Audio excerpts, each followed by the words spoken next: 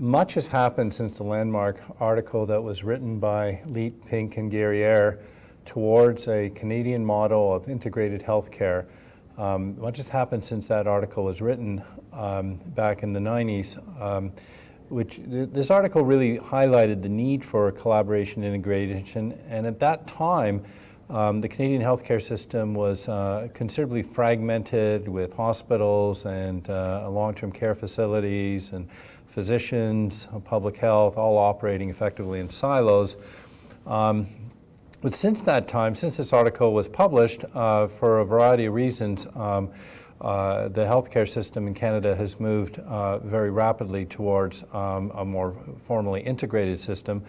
Specifically in all provinces, with the exception of Ontario, we now have effectively health authorities that formally integrate the providers into a system, for better or for worse.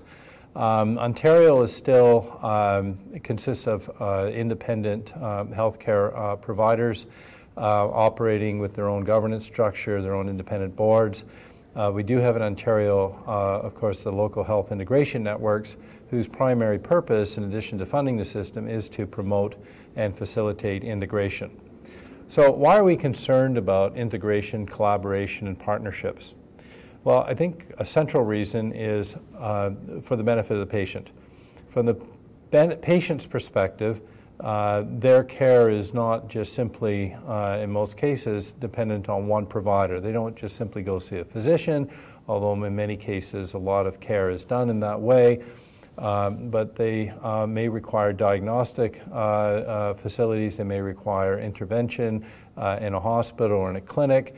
They may require long-term chronic disease management with other providers that provide services in the home.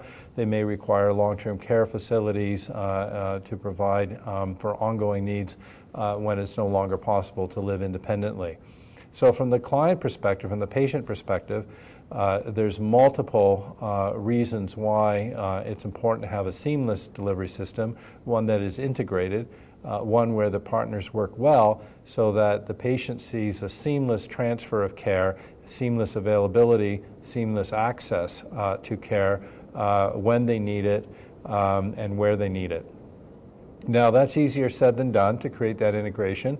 While in Canada we are fortunate that most organizations have as a basic philosophy a desire to work together, it's not always the case.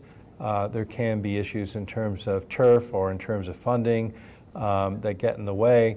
But generally speaking, providers do want to do the right thing and do want to deliver the best possible services to the client for the least possible cost. So that's what it's kind of all about. From a management perspective, one of the key issues that one faces at the operating level is that there is often a requirement to work together with partners, with other hospitals, with other agencies. It is difficult to be a silo.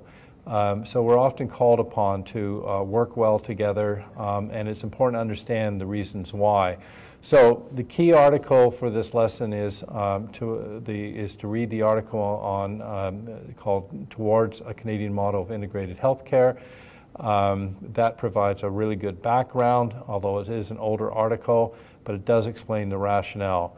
And then there will be the opportunity for the case studies and online discussion. Thank you. Until next time.